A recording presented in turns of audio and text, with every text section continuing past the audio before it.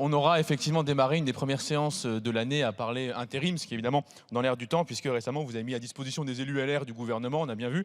Donc ça se fait beaucoup ces derniers temps. Mais donc notre collègue nous a expliqué qu'il fallait être inventif et courageux. Donc on n'a pas forcément les mêmes définitions, parce que cette inventivité consiste ici à prendre des ouvrières et ouvriers chômeurs de longue durée pour leur faire signer des sous-contrats d'intérim et mettre à disposition d'entreprises pendant plusieurs années, sur la durée du contrat en tant que tel, et plusieurs missions successives. Mais vous énervez pas, il reste encore de la place pour des interventions. Et c'est là, en fait, qu'est l'intérêt et qu'est le piège. Puisque le salarié qui a signé ce contrat n'a pas accès ni aux avantages du CSE, par exemple le repas du personnel, les bons d'achat, les tickets restaurants, les places de cinéma, tout ça, ça saute. Le salarié qui a signé ce CDI d'employabilité n'est pas non plus protégé par les conventions collectives qui couvrent l'entreprise utilisatrice. Alors on a bien compris avec notre collègue Marguerite que vous comptez déjà retirer la protection des conventions collectives, mais vous avancez peut-être un peu vite en la matière. Par ailleurs, vous ne bénéficiez pas non plus dans ce cadre-là de l'intéressement ou de la participation. Pourtant, vous vous rappelez qu'il y a quelques mois, vous nous avez dit « Nous sommes contre la hausse des salaires puisque nous allons promouvoir la participation et l'intéressement ». En fait, ce que vous vouliez, c'était empêcher la hausse des salaires et maintenant, vous retirez l'intéressement et la participation à une partie du salariat. Bilan des salaires qui sont extrêmement rabougris puisqu'on parle d'un montant, des revenus moyens de 1 800 € bruts. Et comme souvent, en Macronie, il fallait juste inverser les termes pour saisir de quoi on parle.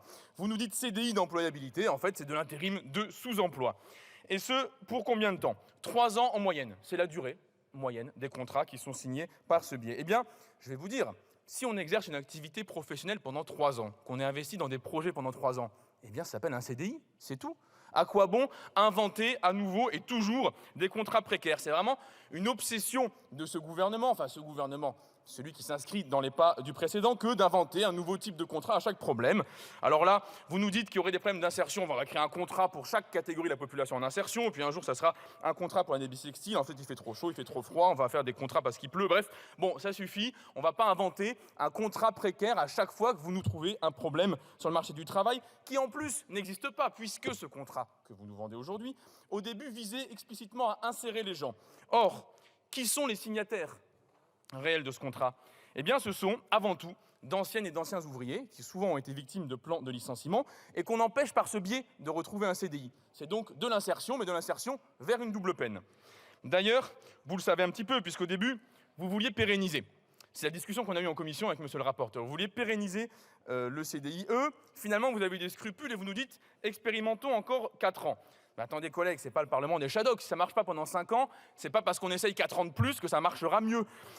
Ce n'est pas le problème au niveau du calendrier, le problème est au niveau du contrat lui-même et des droits qu'il retire aux personnels qui sont couverts et qui le signent. D'autant qu'il faut lire les quelques résultats rares, c'est vrai, de l'expérimentation. Ceci étant, ça ne vous empêchait pas de légiférer sur France Travail. Mais alors que la loi l'impose, les entreprises utilisatrices ne transmettent aucune des informations permettant d'évaluer le contrat, c'est-à-dire le nombre de personnes concernées, c'est-à-dire le détail des missions, c'est-à-dire les formations suivies, etc. etc.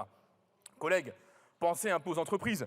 Si elles ont des choses à cacher, arrêtons de les obliger à nous les donner et mettons fin à ce CDIE directement en supprimant le dispositif.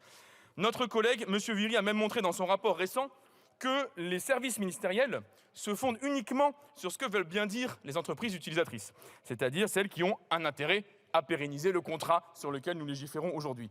Écoutez, pour prendre un exemple d'actualité, c'est comme si vous demandiez au lycée Stanislas d'écrire lui-même le rapport sur les délits qui ont lieu en son sein. C'est évidemment tout à fait absurde et déplacé du point de vue du législateur. Alors que faire? Rejeter le texte, oui bien sûr, mais nous avons une contre-proposition d'expérimentation. Nous vous proposons de remplacer les contrats précaires par des CDI avec une clause de durée initiale. C'est-à-dire, vous signez un CDI, vous précisez s'il y a une durée, et lorsque la durée arrive à échéance, eh bien, vous justifiez ou pas le licenciement. Vous avez ainsi la capacité d'occuper, par exemple, les postes qui nécessitent une rotation, ou les renouvellements, ou les remplacements, tout en ayant une sécurisation et en se pliant au droit international de l'OIT, justifiant absolument toute fin de contrat. Ce n'est pas une proposition qu'ont inventé les Insoumis, c'est une proposition qui vient, vous le connaissez, de la proposition de Code du travail qui avait été publiée en 2017 au moment de la loi El Khomri. Donc loi El Khomri, on se rappelle qu'elle a un peu joué un rôle de société d'intérim permettant à des députés qui avaient signé un contrat à gauche de gouverner à droite. Bref, Notre amendement permettrait ainsi un bon texte qui à la fois répond aux questions de souplesse que vous évoquez, mais sécurise intégralement le parcours des salariés. Nous vous proposons de le voter plutôt que de pourrir la vie des gens. Merci. Votre ambition est, dites-vous, de favoriser le plein emploi. Nous pensons aussi que le chômage est une calamité qui abîme de nombreuses vies. Mais l'emploi dégradé, sous-payé, sous-qualifié, sous pression est aussi une calamité qui abîme les travailleurs. Ainsi, avant de décider d'entériner pour 4 longues années supplémentaires l'expérimentation de ce contrat, il convient à tout le moins de savoir s'il répond bien aux finalités d'insertion professionnelle et de stabilité sociale dont il se prévaut. Or, vous le savez, nous ne disposons d'aucune évaluation précise sur cette expérimentation.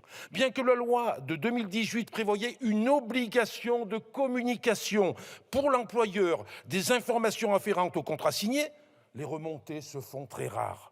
C'est pourquoi le ministère du Travail, Madame la Ministre, vous aviez confié à l'IGAS une mission d'évaluation de l'expérimentation. Toutefois, étrangement, ce rapport ne sera rendu public qu'après le vote de cette proposition de loi.